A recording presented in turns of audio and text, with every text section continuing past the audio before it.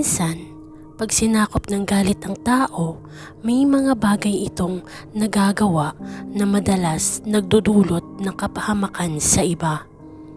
Maaring mayroon namang iba na sadyang nagigising ang demonyong pumapaloob sa pagkatao nito kapag nakaranas ito ng sobrang hirap, sakit at hinagpis. Magandang buhay sa lahat. Ang kwentong itatampok natin ngayong araw ay patungkol sa karanasan ng buhay ng ating bida na pangalanan na lang nating Shalimar. Taong 2009 sa isla ng Panay. Maagang naulila sa ama itong si Shalimar.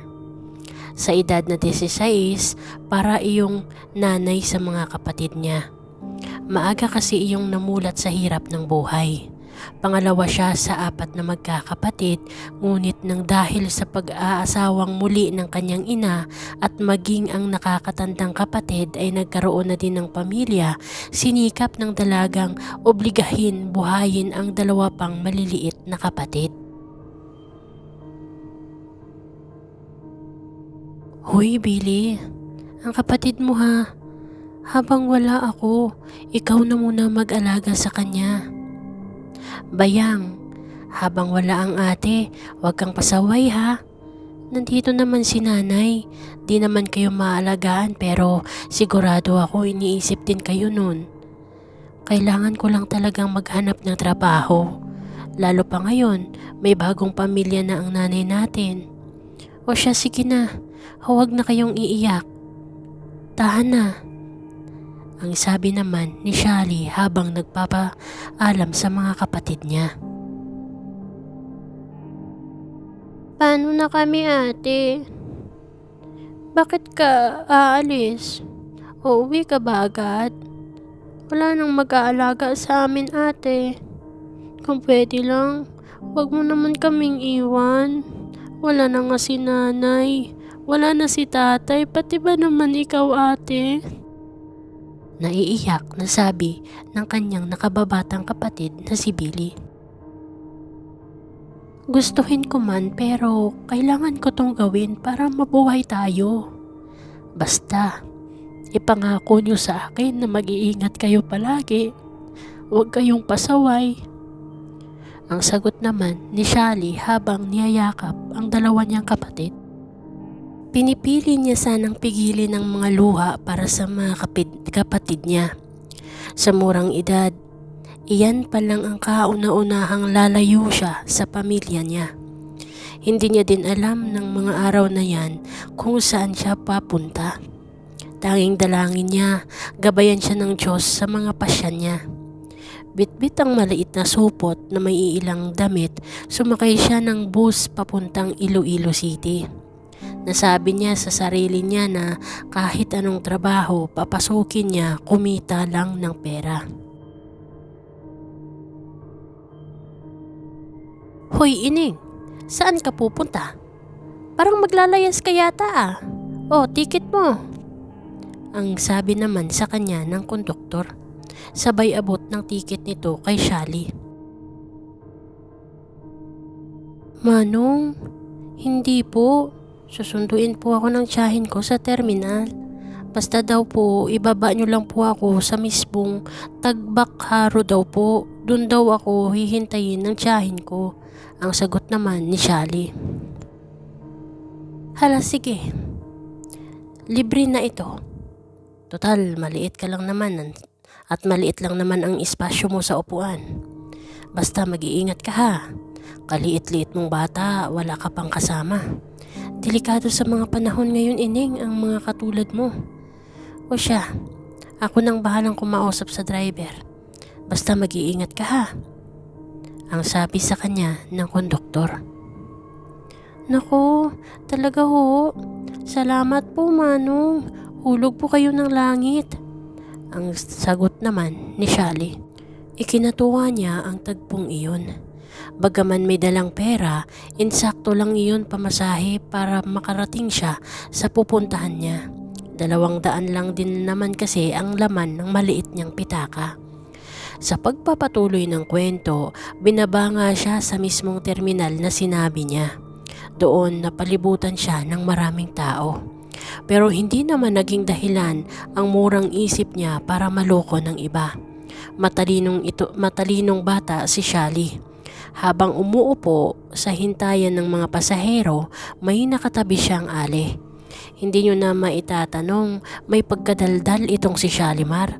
Kaya sa unang tagpo nila ng ali na nagpakilalang Myrna, agad siya nitong tinanong kung kaya niya ba magtrabaho bilang washer ng kainan nito. Nako, kaya mo bang magtrabaho? Sige nga, tumayo ka nga ulit. Naku, kaliit-liit mong bata.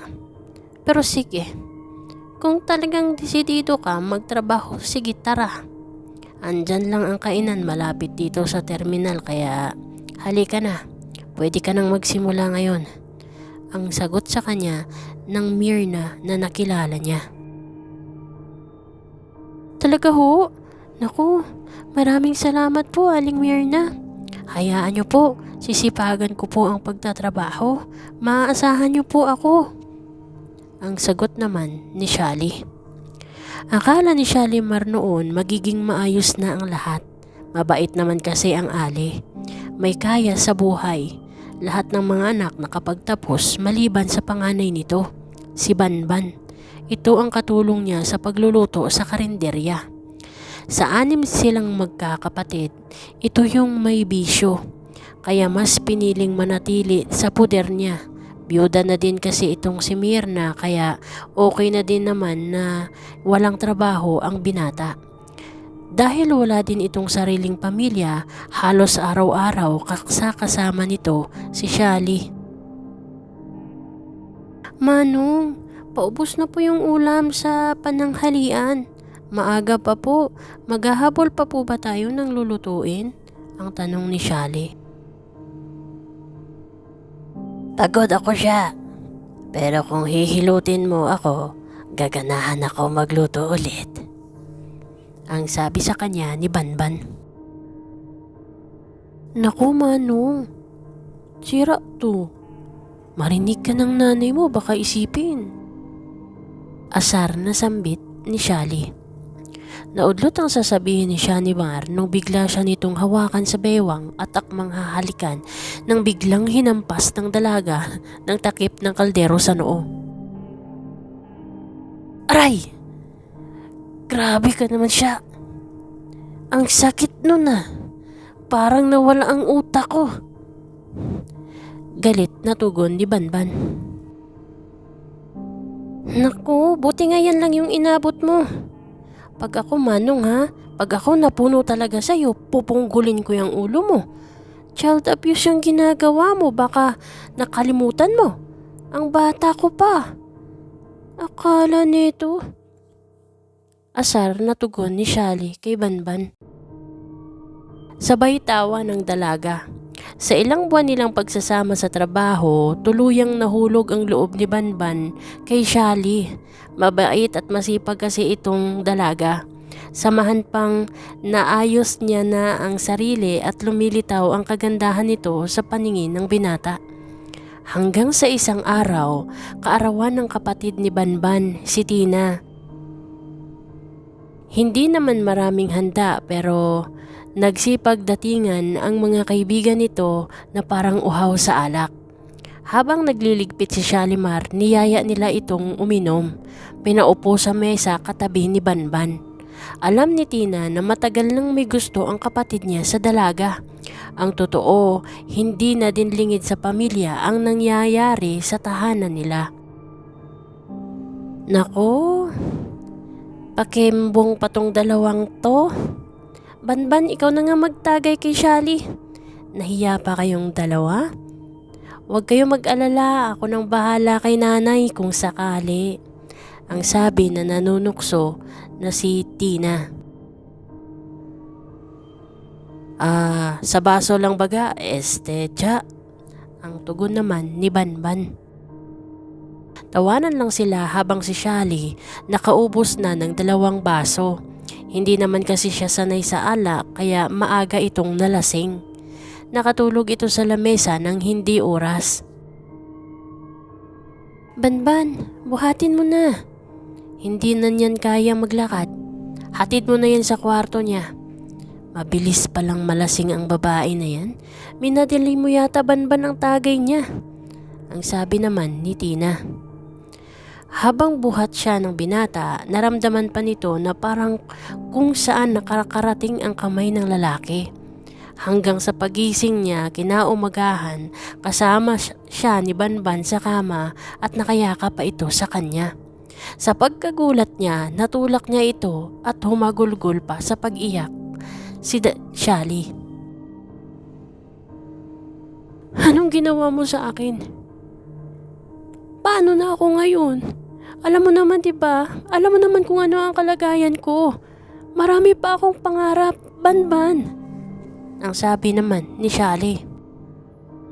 Ang dami mong arte. Ang dami mong drama. Nasarapan ka naman, 'di ba?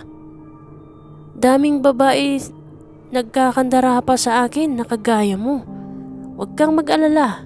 Magkano ba ang presyo mo? Tugon na sabi ni Banban.